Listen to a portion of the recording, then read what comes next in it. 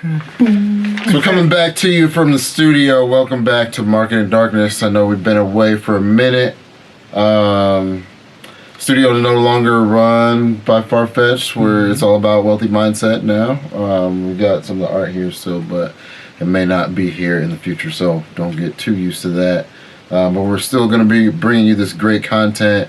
If you're an entrepreneur of color, you know, especially welcome. But to all you entrepreneurs out there, welcome. We're going to be talking about marketing. And the first 3 books, this is the 3rd one in the trilogy. Yes. It's honestly my favorite one. Yes. I'm Darian Wigfall. I'm Jelani Buchanan. Here co-hosting the Marketing Darkness podcast. Mm-hmm. We're talking about Traffic Secrets by Russell Brunson today. And if you've been along for the discussion, you started with .com secrets, then we went into expert secrets, now we're into traffic secrets, and this is the one that brings it all together. Mm-hmm. Now there is another one if you get the trilogy from Russell that's called Unlock the Secrets, but it's really just a workbook that's going to help you really integrate all these things. So yeah.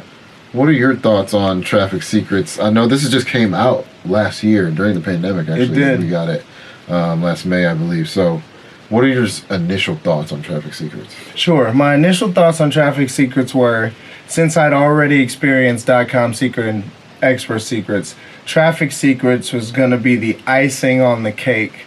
It's just so fascinating to see in real time how the strategies of someone like Russell can be implemented by anyone who has enough willpower to go through the steps to get to a result. And with that in mind, after I gave it a read, actually I went through the notes first for this podcast, and then I started reading it afterwards. And I'm telling you, it's been more inspiring than a lot of things that I've, checked out literature-wise. For real. And I think .com secrets initially inspired me so much that we started even just talking about sales funnels, using sales funnels in our own business. But Traffic Secrets really brought it all together for me. And so today we're going to talk about section 1, which is your dream customer. Yeah. And that's the key, honestly, to any business, is knowing who exactly you want to sell to. Because as most of us know, as entrepreneurs, there's really no blue oceans anymore. Everything's pretty much a red ocean.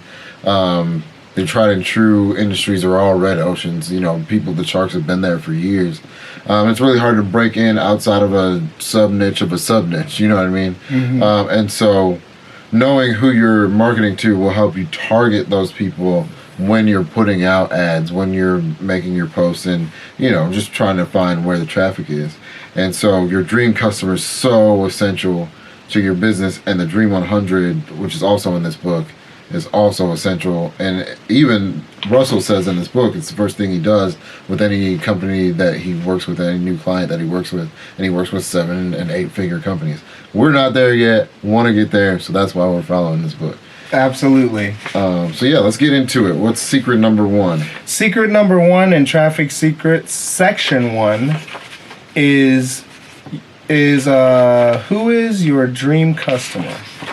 So secret number 1 talks about .com secrets helping, just to give you an idea, I took notes on each section, and when you read this book, it's really fascinating because the layout of the books is very intuitive for someone who's not really used to reading info-typed books or books that are nonfiction on subjects such as marketing. So what Russell does is in each section and in each secret, he actually labels the ideas with figures that you can kind of go back to, relate to, kind of get, the ideas refreshed with yourself. So in the intro to section 1, it talks about, it says the preface starts with the figures. And essentially it says .com Secrets helps marketers to build their sales funnels online, of course. And then it also talks about marketers mastering the art of the converting leads into dream customers. So what they mean by that is if you have an idea, you have a lead. A lot of people like ideas and think ideas are cool. But then once you have those leads, people don't tend to follow up properly or effectively. So that's what that talks about. And then it also talks about the fact that the book helps with marketers learning the strategies to drive consistent traffic to their funnels. And all that means is just like retargeting, like in one word. So we're going to get into more of that, but that's what the intro introduced. So secret number 1 is, who is your dream customer? So each business needs to understand their dream customer's avatar better than the customer knows themselves. You need an avatar. You need to know what your customer looks like, just like you just said. Yeah. That's super That's important. the key. And like, even in the book, I was just kind of like refreshing my memory on it. There was this company that it talks about Alexis, and what was the other person's name? I think it was Jason. But basically they had 2 pictures on the wall in their office that they had Googled the name Alexis and found a picture of who they thought their dream customer would look like and put that up on the wall, and they would consistently ask, is this UV nail polish going to impress Alexis? Right. And it's like, well, if not, then why are we buying it? You know, and it doesn't matter what either of us think about Right. the product. It's about Alexis. right, which is a bottom-up approach versus the top-down, which is a lot of businesses take as like, we're trying to tell the customer what they should want, but we should just be listening to the customer to see what they want and then responding to those things and then giving them more of those things. And that's where we talk about the value ladder from .com secrets and things like that, where you give a product that's maybe not necessarily the same thing, or it's more of the same thing, and then you give them something to supplement. You know, say you're in fitness and your free offer is a free consultation or a free workout, right? But then you don't want them to just stay at the free workout. Your core offer is really just to have them hire you as a fitness coach, right? But then after that, maybe you have a relationship with a supplement company, or you have relationships with, you know, clothing people, things like that you can add on to your business that ascend and age and ascend your customer. So when we're talking about our customer avatar, you need to know exactly who this person is to know what they're going to want outside of even just your core offer. You know? Exactly. And then So pretty much to expand on that point, in addition to knowing who that person is, you also need to understand that the typical consumer usually goes off of one of 3 core desires or markets. Boom. So can you elaborate on what those 3 are? health, wealth, and relationships. The main 3 desires and markets that are out there. So within what those 3 core markets and desires are, we're in the wealth space.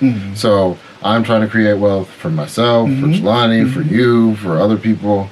Health, obviously, I just talked about fitness, that would be in that. And then relationships is like your love doctors and things like that. Exactly. So I couldn't have said it better. Yeah. And then on top of that, we also need to understand that each person that's looking for a change is usually either going away from pain or towards pleasure. Yep. So that's another thing to consider in the grand scheme of Key, because when we talk about marketing, basically what we're trying to do is enter the conversation that a person's already having in their head. And so if you can word your ad or your copy to say basically what they want, whether it's moving away from pain or towards pleasure, then it's more likely that they'll pick up on what you're saying. For instance, in the health space, moving towards pleasure, I want to get 6-pack abs. How many people have said that?